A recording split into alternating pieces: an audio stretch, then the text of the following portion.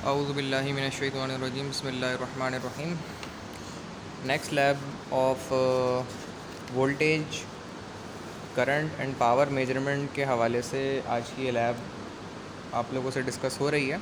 और इस लैब का मकसद है कि वोल्टेज और करंट किस तरह मेजर किया जाता है और इन दोनों के नतीजे में पावर किस तरीके से कैलकुलेट की जाती है। तो सर्किट जिस तरीके से लैब में रिप्रेजेंट हुआ है, आप अगर गौर से देखें, एक supply of the battery connect है 15 वोल्ट की, तो मैंने 5 वोल्ट लिए, 15 वोल्ट नहीं लिए। फिर सीरीज़ में एमीटर कनेक्ट है, कितना करंट इसमें से गुजर रहा है। और इंडिविजुअली फिर ये पैरेलल सर्किट कहलाता है। पैरेलल सर्किट्स के अंदर इस तरीके से रेजिस्टेंसेस कनेक्ट होती हैं, ठीक है।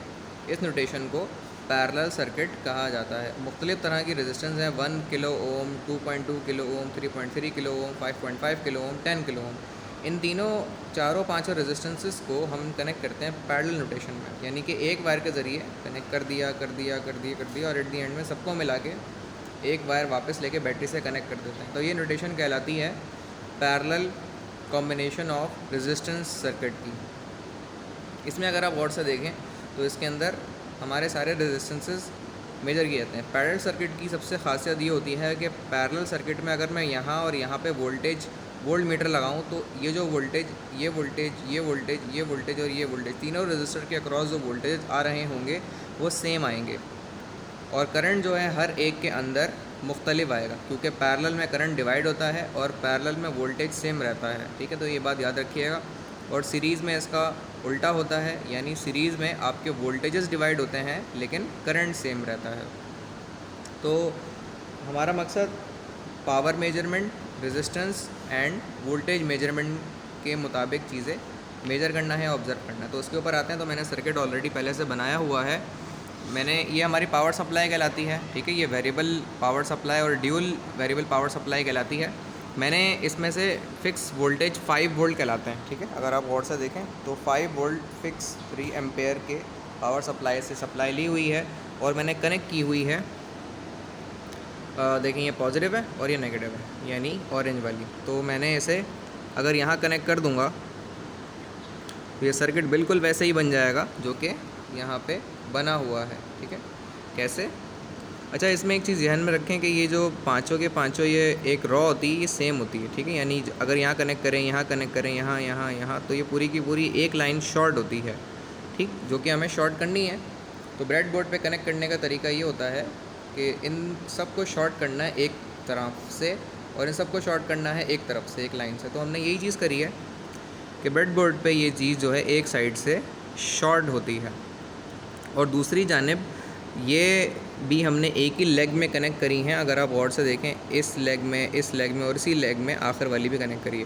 तो हमने सप्लाई यहाँ कनेक्ट करी नेगेटिव और यहाँ से कनेक्ट करी पॉजिटिव, और उसके मुताबिक हमने ये तीन रेजिस्टेंस कनेक्ट करके इनके वोल्टेज और करंट को मेज़र करेंगे। तो करंट मेज़र करने का तरीका अब हम यहाँ पर देखेंगे। ओके, फर्दर करंट को किस तरह मेजर करेंगे और वोल्टेज को किस तरह मेजर करेंगे, अब इसकी बात कर लेते हैं, ठीक है। सबसे पहले करंट को मेजर करना मैं बताता हूँ। तो एक वायर को सबसे पहले मैं निकाल के, एमीटर हमेशा सीरीज़ में कनेक्ट करने से एम्पेयर यानी करंट मेजर किया जाता है सर्किट का।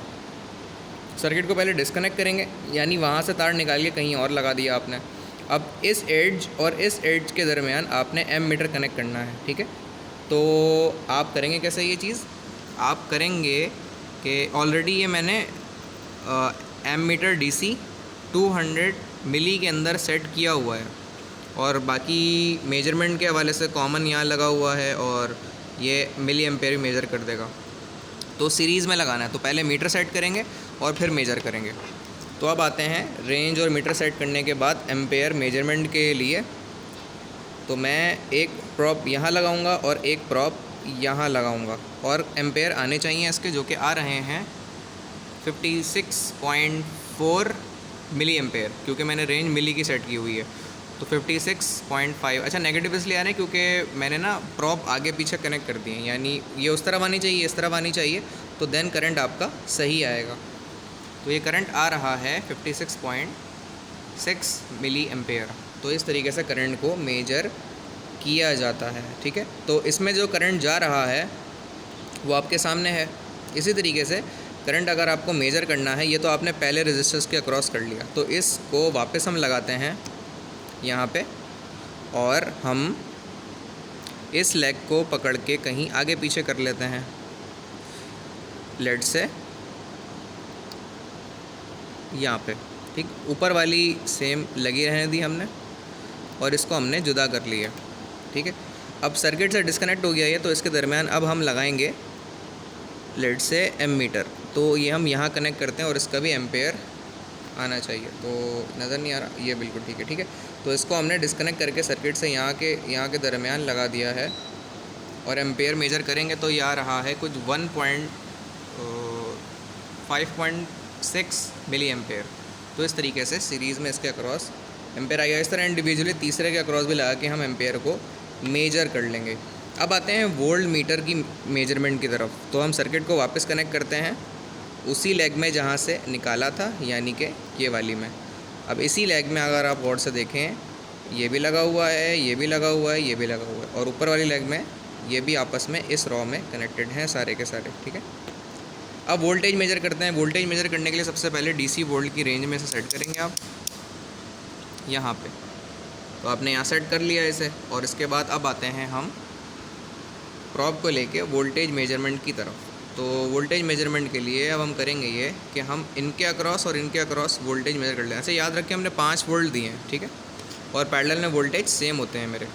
तो मैंने यहाँ और यहाँ एक रजिस्टर के अक्रॉस इस तरह से लगा के मैं वोल्टेज मेजर करूँगा, जो कि आने चाहिए 5.5। तो यानी जो असल में पैरेलल के अंदर जो वोल्टेज हम प्रोवाइड करते हैं वो सेम रहते हैं, वो डिवाइड नहीं होते। करंट डिवाइड होता है, करंट हर एक रजिस्टर के अक्रॉस अलग निकलेगा, क्योंकि पैरेलल में करंट डिवाइड होता है लेकिन पैरेलल में वोल्टेज सेम रहते हैं। तो यहाँ पे जो वोल्टेज आ रहे हैं वो मेरे 5 वोल्ट आ रहे हैं।